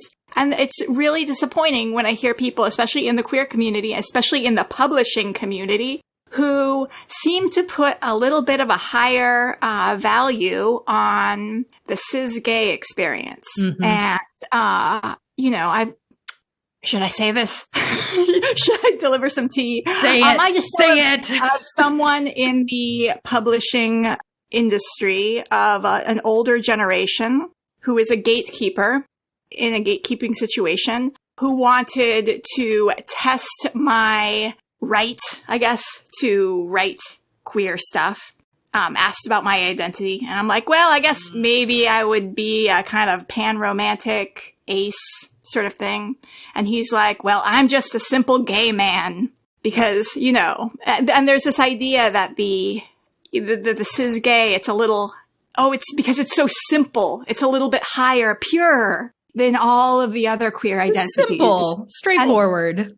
And it's sad you get this, I think it's especially in an older generation, because I was at a West Hollywood gay bar, and the woman, lesbian who I was with said, this man started coming up to me, you're so pretty, you're so beautiful, I love, and he started touching me. And I was like, nope, No, I do not feel comfortable with that. And the woman who I was with said, this is their space. You have to accommodate their space. And I'm like, this is the problem. The idea that cis gay people own queerdom and we have to accommodate that because our identities are not as marginalized, are not as, are not as valid and it's just misogyny. It's just like we always have to prioritize the needs of the cis men. We always have to, they are the most important. We have to accommodate them. And it's so disappointing when it pervades the queer community, and it's so disappointing when it pervades the publishing industry, which is about language. And it's about like finding the words for things. And so if you're only saying this is valid and this is not valid, it's a problem. And we need to stamp that out. Yes, we really, really do. And it upsets me that someone even felt like they had to ask, like, what are your credentials for writing a queer story? Yeah, what are your credentials? Because certifications. Yeah, well, that can also, not only the fact I do really love and appreciate a good own voices story, because I think they're important. But if you truly have a diverse cast of characters in a novel, you're going to be writing something that is outside of your own experience. And that's where sensitivity readers really help to come in. And you can still do it in a very sensitive, respectful way. But there's actually an ace author. I lost it. I have the book. I can't think of the title right now, but a bunch of people just like slammed her online for writing about this ace experience and not writing about it well. And she was actually like felt forced to come out. She was like, I wasn't planning to come out, but hey, I am ace. I hope you're happy. Oh God, it's happened to so many authors. It's really disturbing because a lot of authors, like, this is their artwork, this is their craft, and some people use their artwork as a way to explore elements of their own identity. And that doesn't mean that you as a reader of their book are owed every single personal element of their life. If an author does want to say, hey, yes, I am an ace person, I'm writing ace experiences. I'm a disabled person, I'm writing disabled experiences. That is very good. That's great. And we love that. But it really is this like putting people on trial. Like, do you have any right to be talking about this? That is really, really detrimental. Yes. Oh God, it's happened to so many authors and it's awful.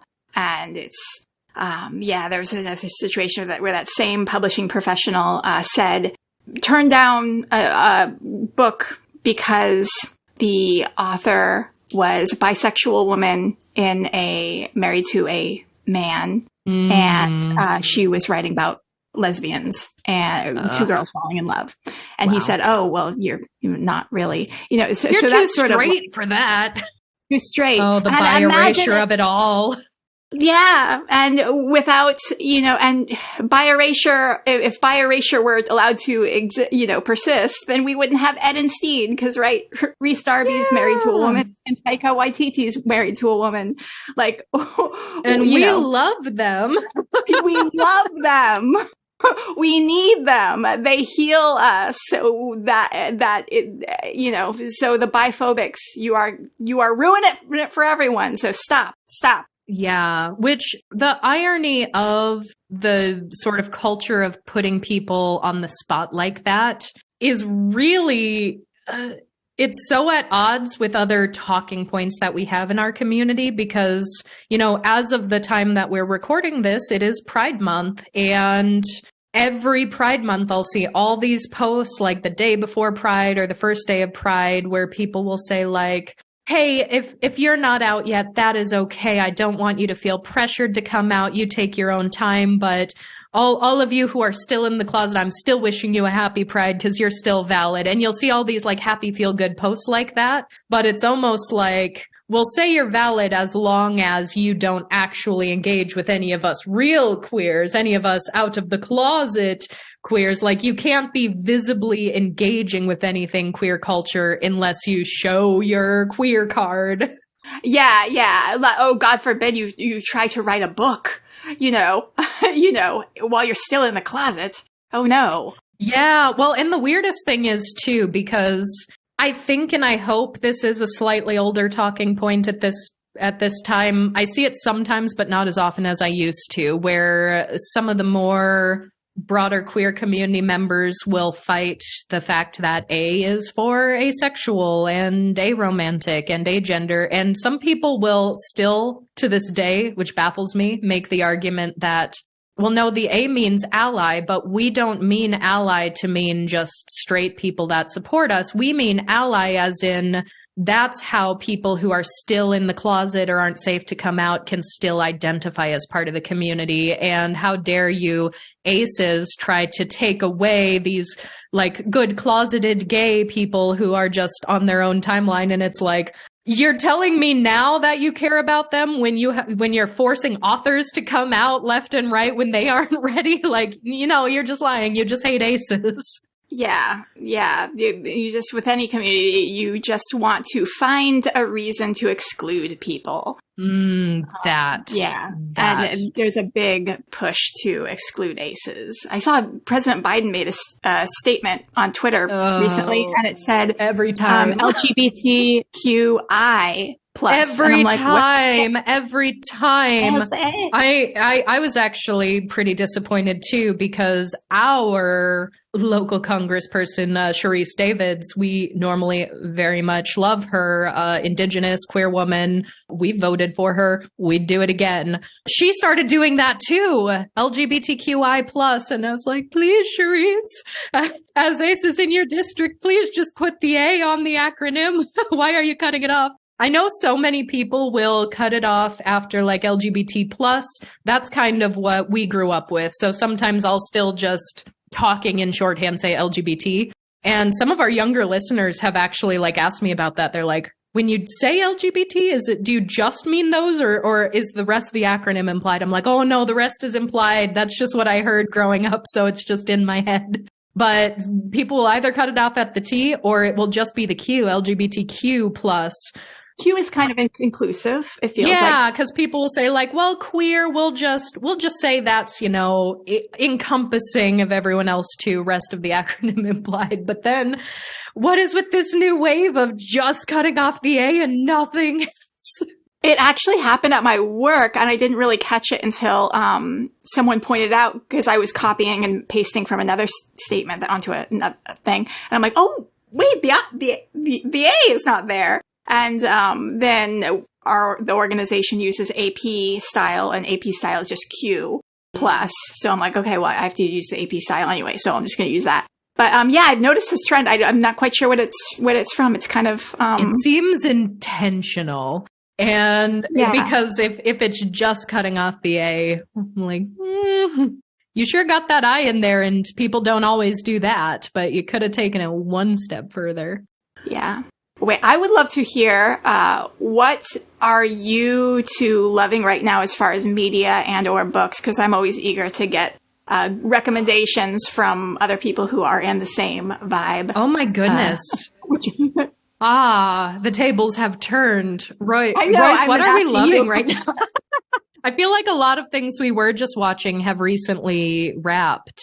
So we're kind of between things. Yeah, we don't really have anything going on right now, and we have a list of potential ACE recommendations that we tend to go through, and we're kind of in between that right now. So I feel like we haven't just sat down with something of our own inclination for a while. For one thing, reading is a lot for me sometimes. Reading novelizations is a lot for me. We do it sometimes. Sometimes we read books together, like as an end of the night sort of thing. But generally, I tend to go to story-driven video games or something like manga in my own time if I need some downtime. And we just finished a round of, ACE-created video games, and we're yet to pick another one that's very heavily story-driven up. Very cool.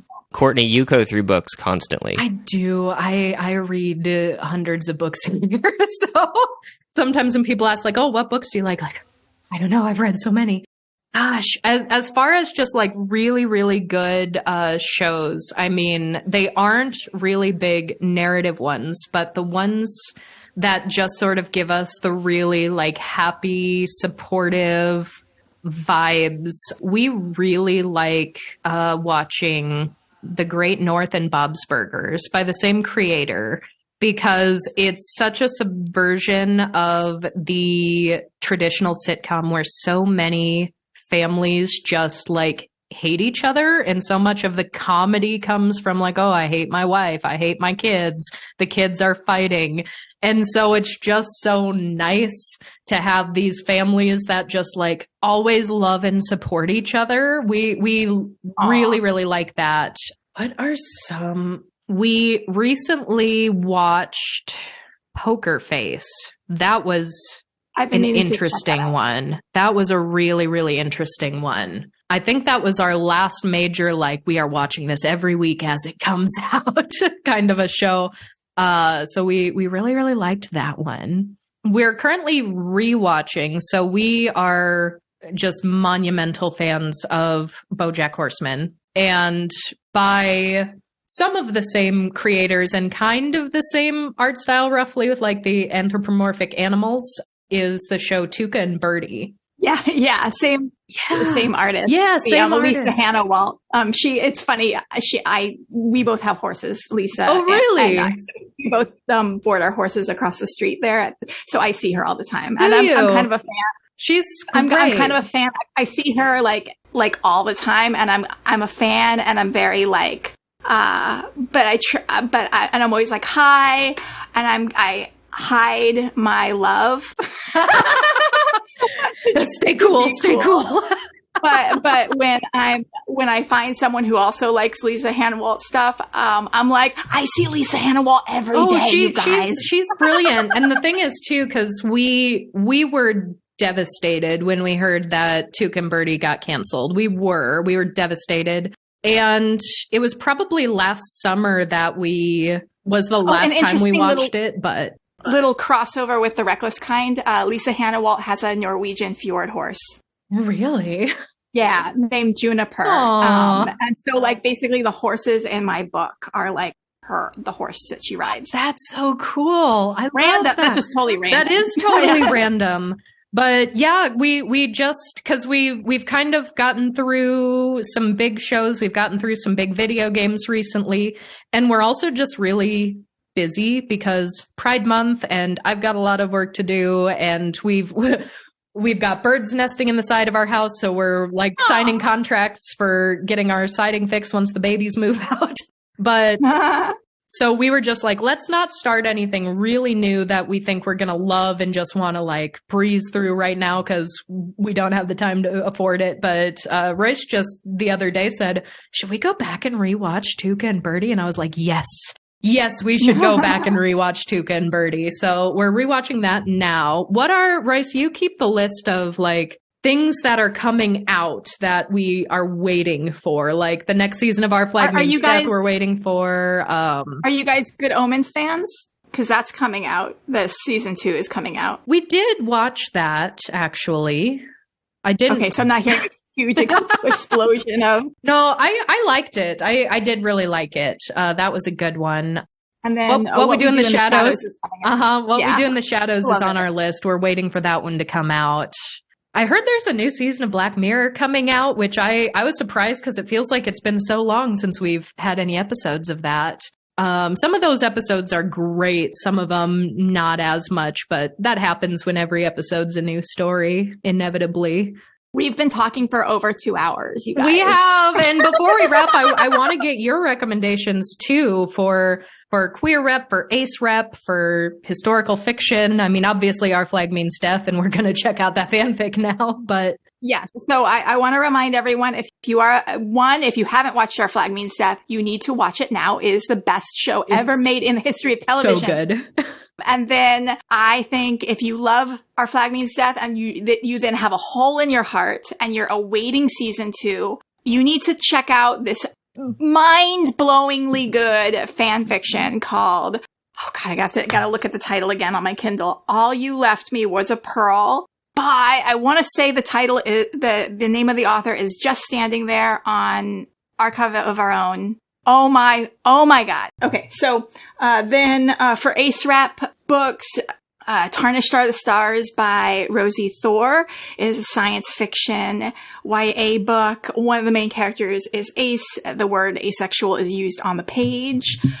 Then also by Rosie Thor, Fire Becomes Her, which is a 1920s fantasy, 1920s magic fantasy, beautiful queer platonic relationship is at the center of the book. So that's absolutely wonderful. KJ Charles, who might be one of my favorite authors now of all time, because I think I've reached a point where I've read almost everything KJ Charles has written, and I'm like, okay, I think KJ Charles might be my favorite author of all time. Wrote this book called, it's very, very small, like almost like a novel, like a novella. That's what I meant to say. And it takes place in between two other books, and it's called The Ratcatcher's Daughter. And it's the main character is, it's been a little while since I've read it. I think trans woman. Yeah, I'm pretty sure it's like on the page trans woman. And she's Ace, and she's in the love story is between another Ace character. And it is like honestly the most heartwarming, beautiful, like love story. And it's super short, like you'll read it in one sitting, and I love it. It's like probably one of my favorites. And what else? I have like a whole book over here. I'm making sure that like I'm not leaving something off, because my problem is I read so much and then people are like, what do you recommend? And I'm like, my mind just went blank. That's my problem. That's my problem. Yes. Is what I'm reading right now. Okay, if you're open to some sexy stuff, and you just want your heart to be full, Cat Sebastian. My favorite book from Cat Sebastian is Peter Kobo Gets Lost, which is, I would call it Kennedy fanfiction. Kennedy family fanfiction. Okay.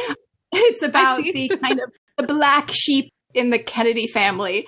And it's a really good exploration and healing from childhood trauma. The son of this rich Massachusetts political family doesn't want to go home from college, which is a very universal experience, because he hates his family. And so he kind of makes an excuse to drive this other boy across the country to Los Angeles to his new job, and they fall in love on the way. And it is I love it so much. It's just such one of those books too that's super short. And that's one book that I read over and over and over and over again, because it's just so good. Let me glance to my shelf. Hold on. If you're into some history, Fleming by Chad Heath and Gay New York by George Chauncey, which is some good queer history, and give you a little taste of the underground queer world in 1890 to 1940. Amazing. Like your mind will be blown at how, especially in the 1890s, just how prevalent gay culture was, how everyone, whether you're a 5-year-old kid or whatever, you knew gay culture existed. It was normalized. It was fine. It was part of life. And then the 1920s happened and the KKK rose to power, and then gay culture got pushed underground. Mm-hmm. Oh, thank you for all those recommendations. My list is expanding, as it always does. Oh, well, Carly, this has been amazing. I really, really appreciate talking to you. Thank you for doing this show. Absolutely. It's been so fun. Please tell everyone where all they can find you after this.